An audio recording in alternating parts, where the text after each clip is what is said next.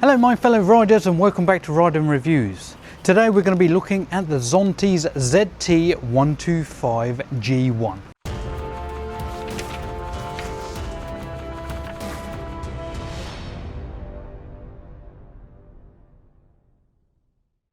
Now as you can see, we're standing next to the Zontes ZT125-G1 125cc motorbike.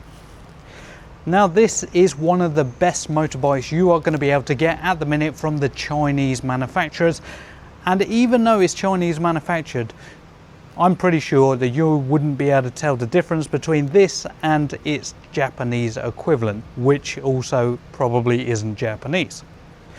Now we're going to do this the same way we normally do: spec, design, comfort, cost of riding and pros and cons. Spec. Now the Zontes ZT125-G1 is the closest thing that you're going to be able to get to the 125cc UK legal limit. The UK legal limit is 14.75 horsepower and this one comes in at 14.4. Now there are some Japanese bikes out there that state they can do the 14.75, but there is a little bit of leeway in what they are saying. This is a single cylinder water cooled engine, and as I said, it produces the maximum amount of power legally available for a 125 in the UK. Now Zontes did say that this is slightly restricted so that it comes in with the UK law, and the specified spec on this originally is something like 16 horsepower, and it has been restricted on the ECU. Now I'm pretty sure that Zontes won't release the ECU map, because then your bike goes into a different category and you can no longer use it on a 125cc license. Now this bike has got a lot of specifications, high specifications for a 125. So it does have ABS, which isn't legally required, but this one has it. It has a stainless steel exhaust system. It has a couple of different maps, Sport and Eco. All the lights on the handlebars light up. It does come with an electronic seat, but on this one the fuel tank is capped. Comes with 17-inch wheels front and back, and I really like the design on these wheels. I think they're quite good. They're spoke wheels, but they are tubeless. And obviously the whole fit and finish of the bike is really nice. If you put this in a Japanese showroom, i.e. Kawasaki, Suzuki, Honda, whatever, you're not going to be able to tell the difference in the spec and the fit and finish. Design. As you can see, this bike is really well put together. If you put this in a showroom with its Japanese equivalent, like the Yamaha MT125cc, this wouldn't look out of place. Personally, I think this is a better bike than the MT125cc, and it is quite a lot cheaper. Now, as you can probably see, this bike takes quite a lot of its design cues from the Honda CB1000R and the Husqvarna 401. I can't remember the other bit, but the 401. I think it's a 600cc. It does come with the crash bars and the bobbins. It looks fairly similar to the the Yamaha MT125cc as well, but I would say this is probably a better bike. And if you did go and put this in a showroom next to that bike, quality wise, I really doubt you'd be able to tell the difference. It has a projection headlights on the front, LED lights all the way around. It has adjustable brake and clutch levers, and it also comes with the slipper clutch. If you've seen some of Zontes' other bikes, you will notice, say the Zontes Javelin 125, I think they nicked the tank. The seat is really nice. It feels like some sort of memory foam. Do you know the foam that you get in the soles of your shoes, like the additional ones that you can buy? It feels like that sort of material. The switch gear light up when you turn the lights on. The whole fit and finish of this bike is really nice. Comfort. On this bike, I am 5'9" and I can't quite put my feet down. If I stand up really tall, I might just be able to put both feet down at the same time, but I can't quite. So anybody smaller than me may have to 1 foot it, but that's all right, that's fine. Handlebar positioning is really nice, and as I said, you can adjust the front brake lever and the clutch lever, and you can also spin the handlebars backwards and forwards if you need to in the future. You do have the crash protection just in case you drop it. 125 on 125 cc's, I would say 40 to 50% of people actually drop their bikes. This is a learning thing for a 125cc motorbike. The tyres are 17 inch here, has ABS, and this is going to give you a really nice riding experience.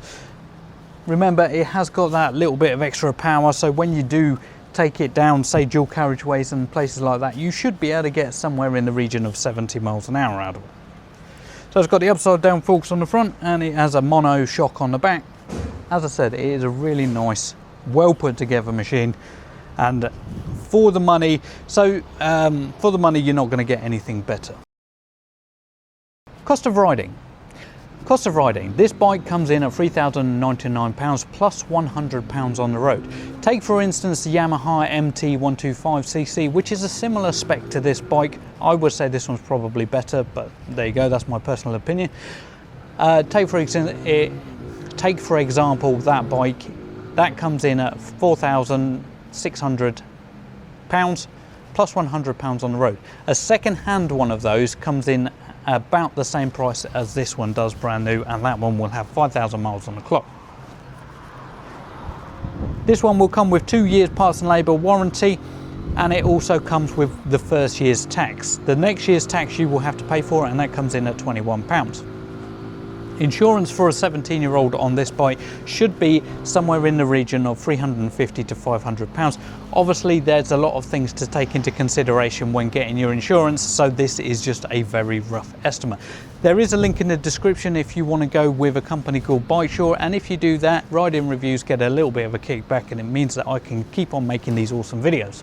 Another thing that you've got to take into consideration is running costs, which for this you should be able to get 100 miles to the gallon-ish, maybe a little bit less, and when the E10 fuel comes out you would be getting a little bit less again. Servicing costs for this at Cheap Bikes R Us for the first service would be somewhere in the region of £70, because we changed the spark plug, we changed the oil, and we will also have to change the oil filter on this as well. So it comes in about £70, and it very much depends on how much you're using it, but I would say on average you're going to be needing 2 services a year, so take that into consideration. Also, the last thing is your clothing. If you're upgrading from another bike, you're not going to need it, but if you do decide to go with a new clothing, helmet, jacket, gloves and a good set of boots is going to set you back somewhere in the region of £180 to £500, depending on what sort of equipment you want to get. All helmets, say at Cheap Bikes R Us, are G tested, so they all have UK safety ratings. And the cheapest helmet you can get from Cheap Bikes R Us is somewhere in the region of £50. You can get cheaper ones off of eBay. Be careful with them, because some of them are fraudulent and they have fraudulent stickers on the back, and if you do fall off your bike with a non-G tested helmet or non-UK spec helmet, they may not do what they're supposed to do, so take that into consideration when buying your stuff. Pros and cons. Now, this bike is going to be a very good bike for commuting, for fun, for all of that. It's got loads of power, it's got a comfortable seating position. Potentially you can take 2 people on it, but same with all 125ccs, you're better off with 1, but it can be done. It's set up for 2 people, but I would always suggest on a 125 probably try and avoid that. Parts are available to the extent that everything else, all other parts are available for everything else in the country. I will be doing a video on this shortly, but everybody's out of stock. Lots of people are saying, like CMPO, Zontes, WK, Honda, Suzuki and all that, they're all in the same boat. So parts they have, but same as everybody, they will have a limited stock of. You can get a back rack for this. Obviously, it's an optional extra. You can get front bars and all this sort of stuff for this, and they are optional extras. There is quite a large aftermarket market for these sort of bikes. And if you just type in Zontes ZT125-U or G or whatever on Google, you will see there's lots of different add-ons that you can get just on the start. Bad points. Me personally, I can't see a bad point on this. Just on a side note, this bike will run on E10 fuel and there will be no issue with running on E10 fuel. But again, that's another video I am going to be making shortly. Another good point with this bike is you can change it from eco to sports mode. Now, I'm not 100% sure what the difference is between the two modes, and without real world multi-mile journeys, it's going to be something that I have to learn from you guys. So if you do buy this bike, please inform me and tell me how much difference the sport and the eco make. And before we go, let's give it a run.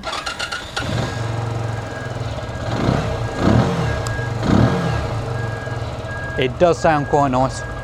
It doesn't sound like a hairdryer.